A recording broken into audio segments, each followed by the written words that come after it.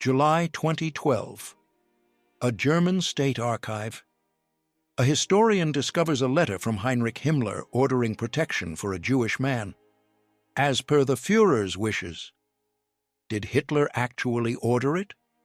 The truth is more complex than the headlines.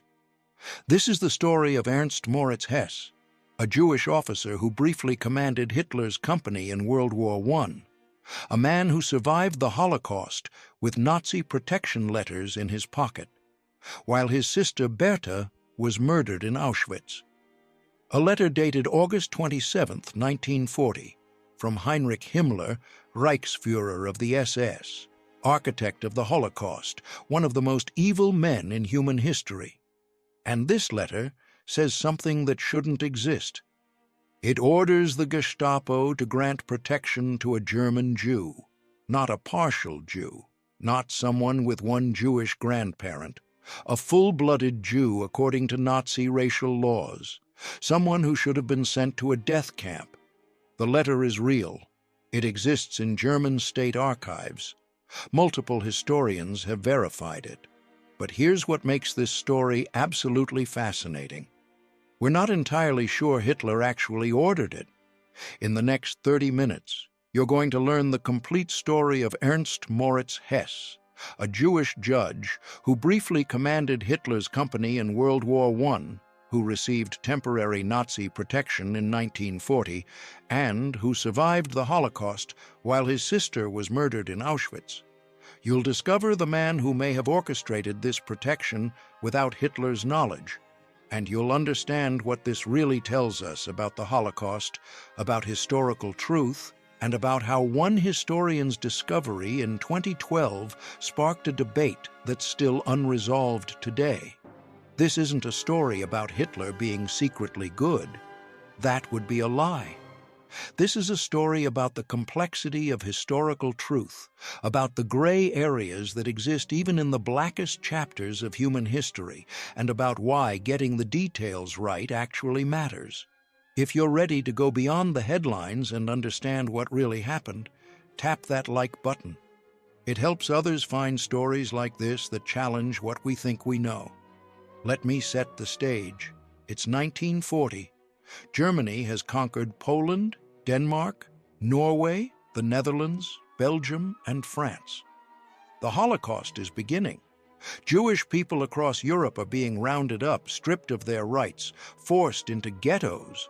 The final solution, the systematic murder of 6 million Jews, is about to begin. And in August 1940, Heinrich Himmler writes a letter ordering the Düsseldorf Gestapo not to inopportune in any way whatsoever a Jewish man named Ernst Hess. The letter explicitly states this is happening as per the Führer's wishes. It notes that Hess had been in the same company as the Führer and briefly the Führer's company commander. When this letter was discovered in 2012, news outlets went wild. Hitler granted protection to Jewish WWI comrade, the headlines screamed. CNN covered it. NBC covered it. The Times of Israel covered it. It seemed like a shocking revelation. But here's where it gets interesting. Thomas Weber, a historian at the University of Aberdeen in Scotland, who literally wrote the book on Hitler's World War I experience, a peer-reviewed academic work published by Oxford University Press, said something crucial. He said the letters of protection may have been organized without Hitler's knowledge by Fritz Wiedemann, Hitler's adjutant, because Wiedemann did the same thing in other cases involving Jewish soldiers. So we have a real letter, we have real protection, we have a real person who survived. But we may not have Hitler's actual direct involvement. And that distinction, that nuance, is absolutely critical to understanding what this story really means. You might be thinking, why does it matter? Hitler was a monster either way. And you're right. Raphael Seligman, the publisher of Jewish Voice from Germany, said it perfectly in 2012. History won't need to be rewritten because of this. Whether Hitler had helped protect Hess or not didn't change the Nazi leader's genocidal record. But here's why the truth matters. Because approximately 100,000 Jewish soldiers served in the German army in World War I. 12,000 of them died fighting for Germany, and after Hitler came to power, nearly all of them were betrayed, stripped of their rights, and many were murdered in the Holocaust.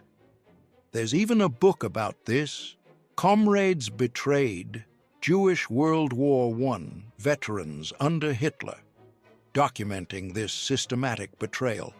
Ernst Hess's story is one of the extremely rare exceptions, and understanding exactly why he got protection, whether it was Hitler's personal intervention or bureaucratic maneuvering by his subordinates, tells us something important about how Nazi Germany actually functioned. So let's dig into the full story.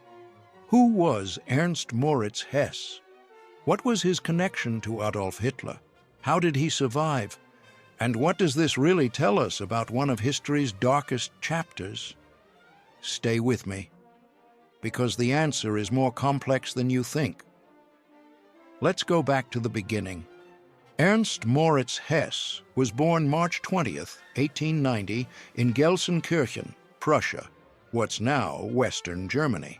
His father, Julius, was a lawyer. His mother, Elizabeth, came from a Jewish banking family in Wetzlar. But here's something crucial. Despite his Jewish ancestry, Ernst Hess was baptized and raised Protestant. This detail matters because of how the Nazis later classified people. Under the Nuremberg laws of 1935, you were considered Jewish based on ancestry, not religion. It didn't matter if you'd converted to Christianity. It didn't matter if you'd never set foot in a synagogue. If you had Jewish grandparents, you were Jewish according to Nazi racial pseudoscience. Ernst Hess had 4 Jewish grandparents. Under Nazi law, he was full-blooded Jewish. There was no gray area, no partial classification, no escape clause. But in 1914, none of that mattered yet. Germany was still the German Empire. And when World War I broke out, Ernst Hess did what hundreds of thousands of German Jews did. He volunteered to serve his country. He enlisted as an officer in the 2nd Royal Bavarian Reserve Infantry Regiment, the same regiment where a young Austrian volunteer named Adolf Hitler was serving. Drop a comment if you've heard this story before, because what I'm about to tell you next shows just how directly their paths crossed. October 1914. Hess's regiment is sent to the Flanders front in Belgium. Within weeks, he's seriously wounded in combat. He recovers, returns to service, and in the summer of 1916, he's promoted and briefly becomes the commanding officer of Hitler's company. Think about that. For a brief period in 1916, this Jewish officer was Adolf Hitler's direct superior. Hitler, who would later architect the Holocaust, was taking orders from a Jewish commander. But here's what we don't know, and this is important, whether they ever actually personally interacted. Hitler served as a regimental messenger. His job was running messages between command posts. Thomas Weber's research, published by Oxford University Press, shows that Hitler was actually viewed by many in his regiment as an Etappenschwein, literally rear area pig in German. He wasn't seen as a true frontline soldier by many veterans. He was seen as someone who stayed in relatively safer rear positions. Hitler later mythologized his World War I service in Mein Kampf. He portrayed himself as a brave frontline warrior. But the historical record is more complex. According to Hess's daughter Ursula, who was interviewed in 2012 when the letter was discovered, her father described Hitler as having no friends in the regiment. He was an absolute cipher, someone who never said a word to anyone. Veterans of the regiment were surprised Hitler had even been in their ranks. So, while Hess briefly commanded Hitler's company, there's no evidence they had any personal relationship. They may never have even spoken. But here's what is documented. October 1916. Just months after Hess became a company commander, he was seriously wounded again at the Battle of the Somme. And Hitler was wounded at the same battle just one day apart from Hess. Thomas Weber notes they may have even been treated at the same hospital initially. Two men, same regiment, wounded within 24 hours of each other, both decorated for bravery. Both survived the war. Ernst Hess received the Iron Cross First and Second Class. He received the Bavarian Military Order of Merit. He was promoted to lieutenant in 1918. In 1934, he even received the Cross of Honor of World War XIX. 14 through 1918. Adolf Hitler received similar decorations, the Iron Cross First Class, rare for someone of his rank. He was proud of his World War I service for the rest of his life, but their paths after the war couldn't have been more different. Hess became a judge. He built a career in the German legal system. He married a Protestant woman named Margaret. They had a daughter, Ursula. He lived a respectable middle-class life. Hitler, as you know, went a very different direction. By 1933, Hitler was Chancellor of Germany. And immediately, the persecution of Jews began. Now here's where we need to understand a specific historical detail called the Frontkämpfer privilege, the frontline fighter privilege. In 1933, when the Nazis first started purging Jews from civil service positions, President Paul von Hindenburg, who was still alive and had some influence, protested. He said Jewish veterans who'd fought for Germany in World War I should be exempt, so initially Jewish war veterans like Ernst Hess could keep their jobs. Hess remained a judge, but this protection didn't last long.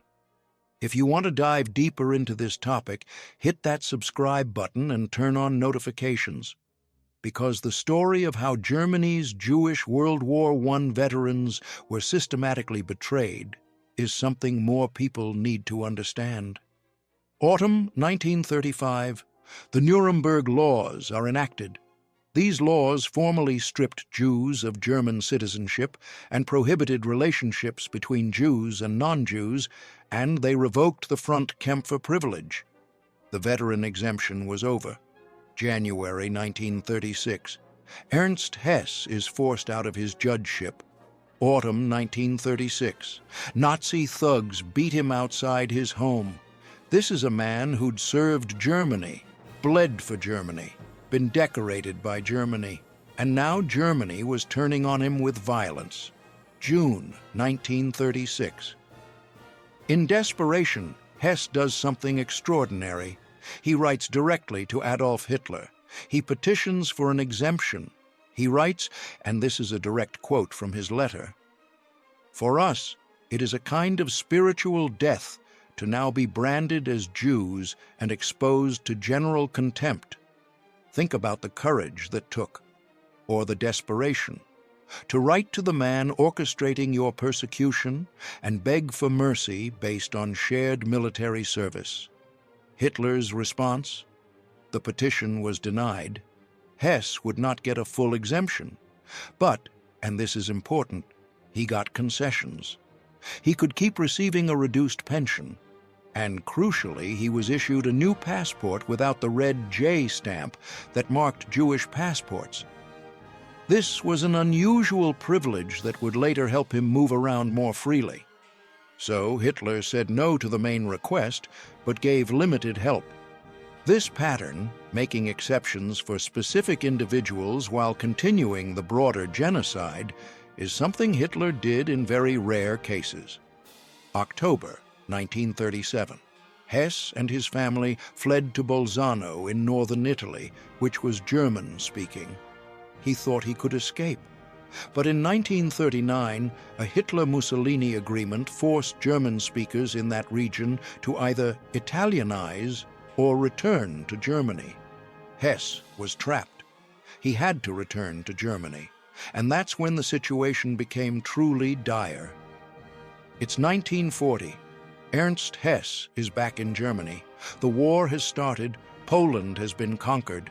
The persecution of Jews is accelerating. Hess knows he's in danger. His World War I service isn't protecting him anymore. His previous petition to Hitler got him minimal concessions. But those won't last. And then something happens. Someone intervenes on his behalf. The person who intervened was Fritz Wiedemann. And before I tell you who he was, let me tell you about the letter he helped create. Because this is the document that historian Suzanne Maus discovered in 2012, August 27, 1940. Heinrich Himmler, the Reichsführer of the SS, writes a letter to the Düsseldorf Gestapo. Here's the exact wording in German: entsprechend dem Wunsch des Führers, in jeder Hinsicht unbehelligt gelassen wird. In English, that translates to, as per the Führer's wishes, in every respect left unmolested. The letter orders that Ernst Hess should not be inopportuned in any way whatsoever.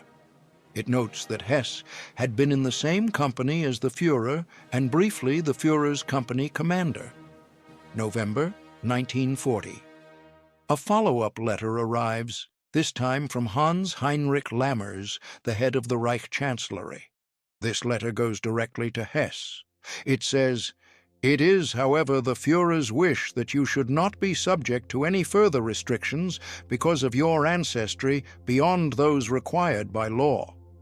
And here's the crucial part. Lammers explicitly tells Hess to use this letter for his protection. Carry it with you. Show it to authorities if questioned. Imagine being Ernst Hess in that moment. You're a Jewish man in Nazi Germany in 1940. The Holocaust is beginning. People are disappearing. And you receive a letter from the Reich Chancellery saying the Führer himself has ordered your protection. You'd feel relief, maybe hope.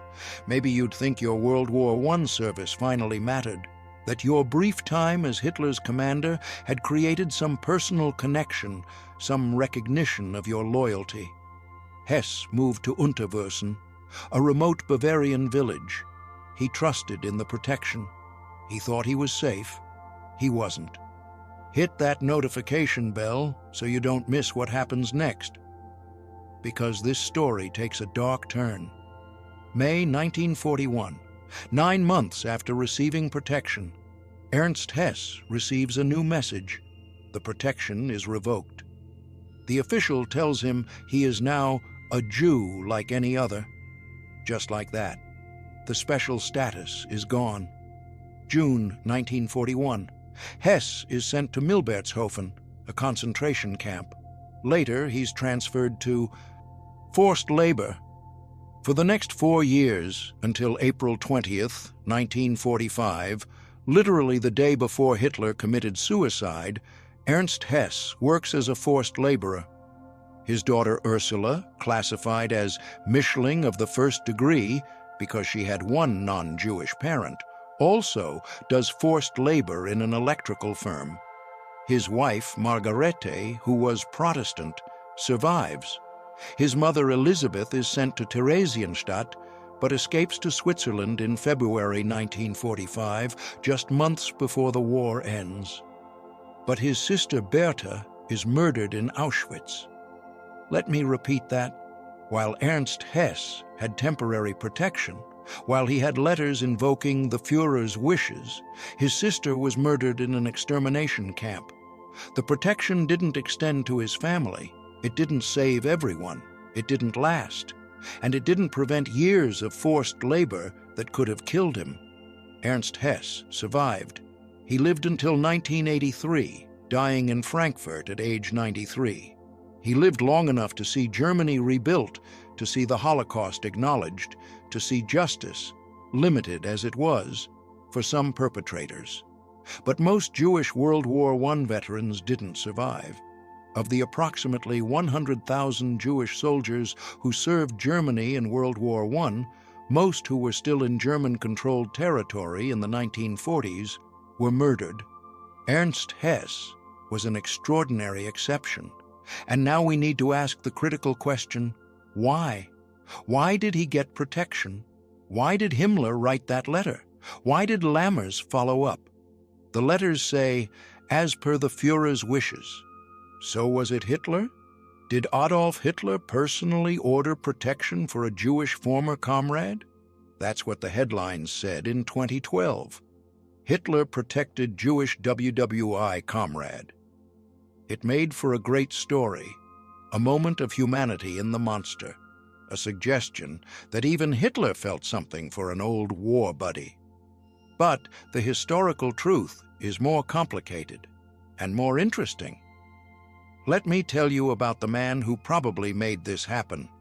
The man whose name doesn't appear in most of the news coverage, the man who may have invoked Hitler's name without Hitler ever knowing. His name was Fritz Wiedemann, and understanding who he was changes everything about this story. But before I get to that, think about what you've just learned.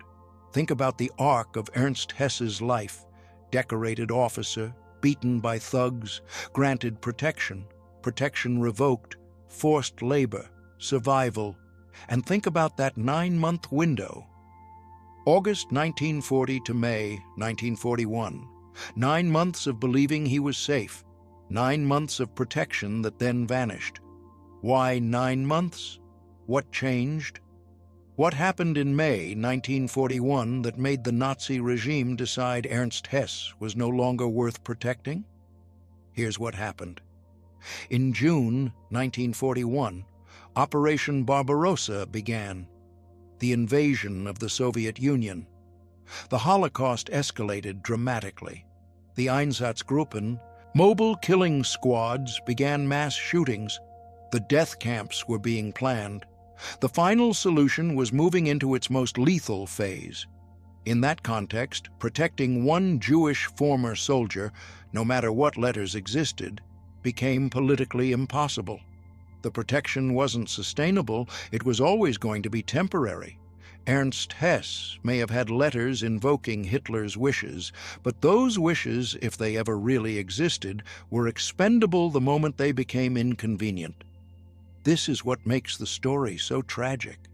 Even when protection was granted, even when someone had letters from Himmler and Lammers, even when they'd served Germany and bled for Germany, it wasn't enough. The machinery of genocide didn't care about individual cases. It didn't care about World War I service. It didn't care about letters. Ernst Hess survived through a combination of extraordinary luck, the fact that he was sent to forced labor rather than an extermination camp, and the timing of Germany's defeat. He survived despite the protection, not because of it. So now, let's talk about who really created that protection in the first place. Because this is where the story gets really fascinating. Fritz Wiedemann. You need to know this name because it's central to understanding what really happened. Fritz Wiedemann was born in 1891 in Bavaria. He served in World War I in the same regiment as Adolf Hitler and Ernst Hess. But Wiedemann had a higher rank. He was the regimental adjutant, essentially the commanding officer's chief assistant. He would have known both Hitler and Hess during the war. After World War I, Wiedemann initially had nothing to do with Hitler. But when Hitler came to power, Wiedemann joined the Nazi Party.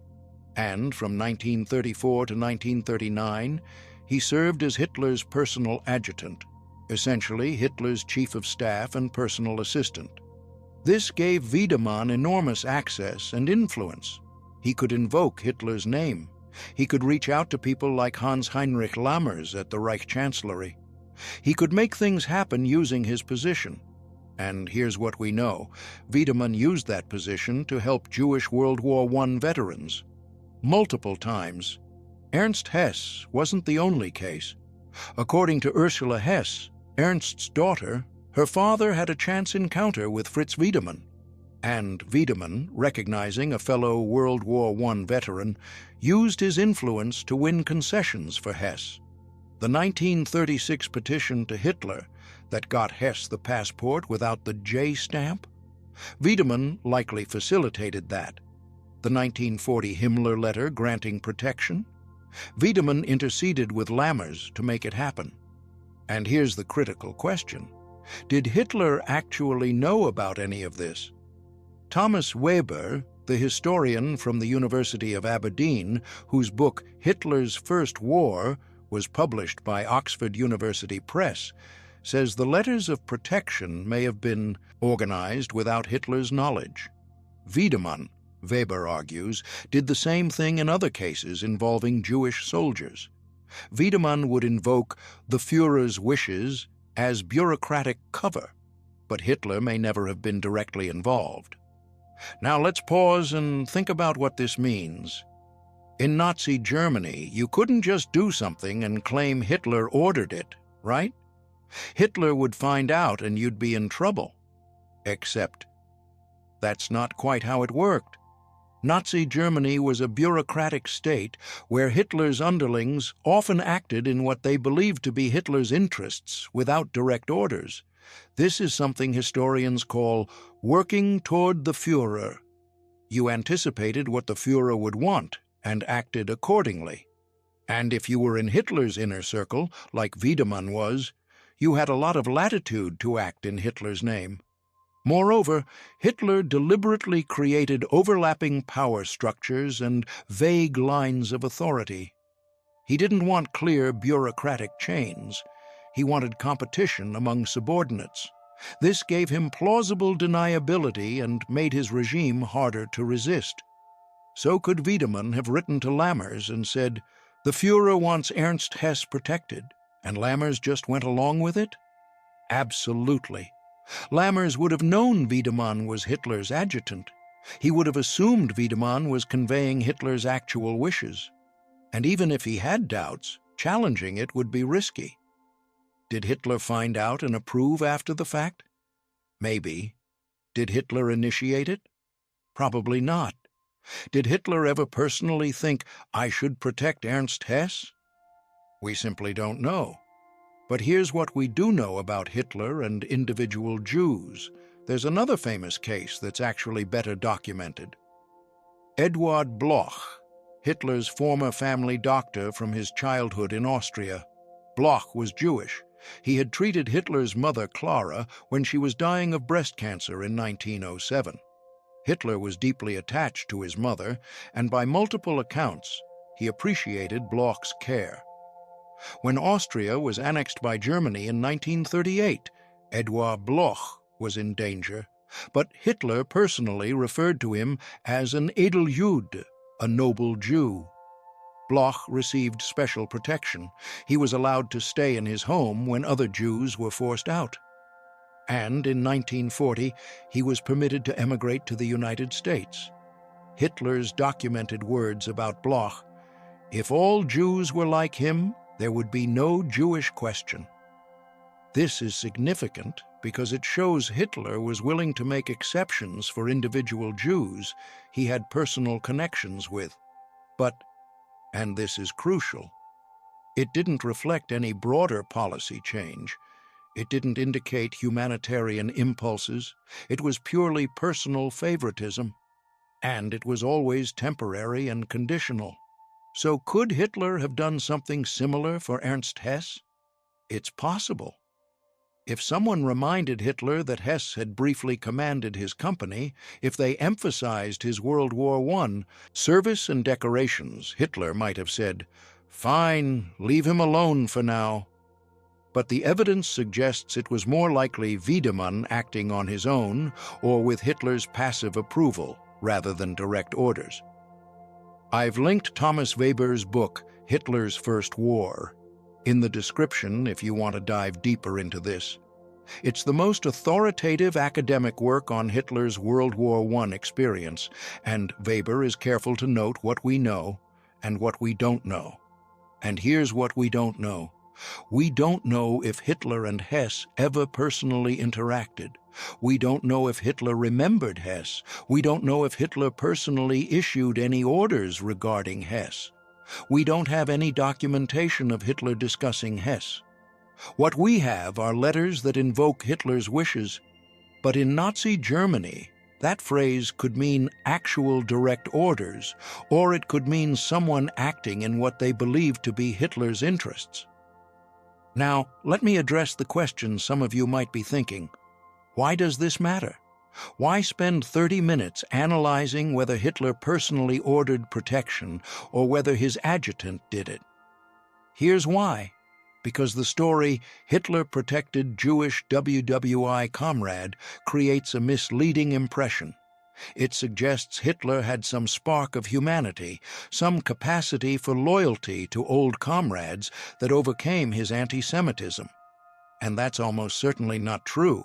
What's more likely true is that a subordinate with remaining decency, Fritz Wiedemann, used his position to help Jewish veterans when he could.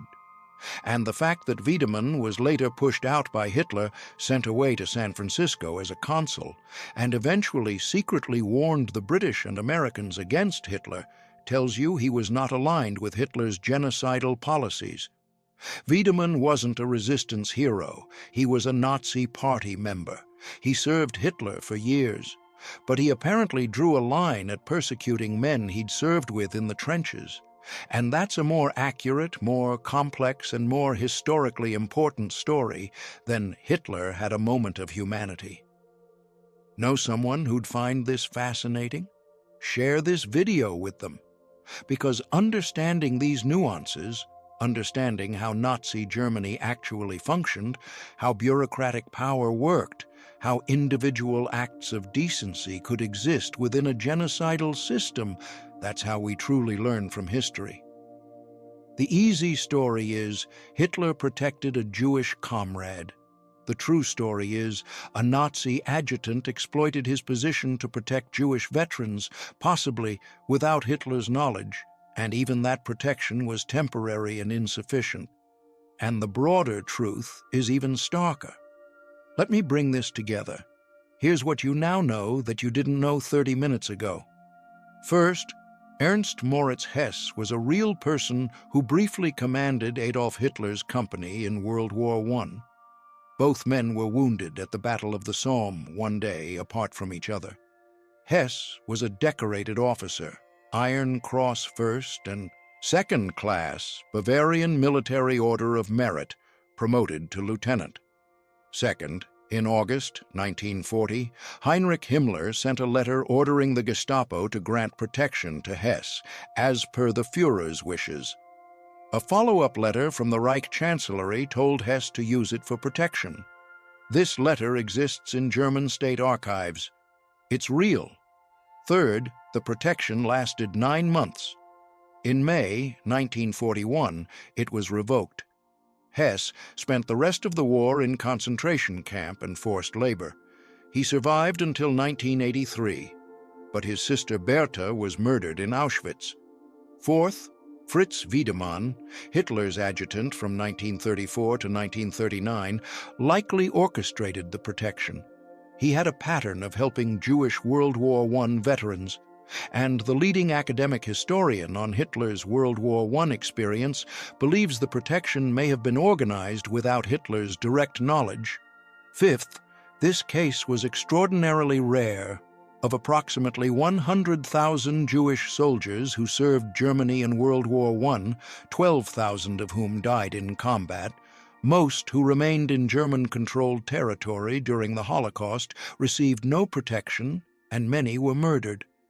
And finally, even exceptional cases with letters invoking the Führer's wishes weren't enough. The machinery of genocide didn't stop for individual exceptions. You started this video seeing a headline about Hitler protecting a Jewish comrade. You now understand the reality is more complex. It's a story about Fritz Wiedemann's bureaucratic maneuvering, about the 9-month window of protection that ultimately failed, and about how even decorated service to Germany meant nothing once the final solution began. Here's what I want you to do. Think about what happened to Ernst Hess's sister Bertha. While Ernst had letters, while he had protection, while bureaucrats invoked the Führer's wishes, Bertha was murdered in Auschwitz. That's the Holocaust. That's what we're talking about. Not Hitler's humanity, not exceptions that mattered, but a genocidal system that murdered 6 million Jews. and even rare cases of protection were temporary islands in an ocean of death. Subscribe to this channel if you want more deep dives into historical events that are more complex than the headlines suggest, because understanding the details, understanding what actually happened versus what makes a good headline, that's how we honor the victims and learn real lessons from history. In my next video, I'm examining another World War II mystery that historians still debate: the story of how some concentration camp prisoners survived by becoming camp administrators and the impossible moral choices they faced. It's another story where the easy judgments don't hold up. Click subscribe, hit the bell, and I'll see you in the next one.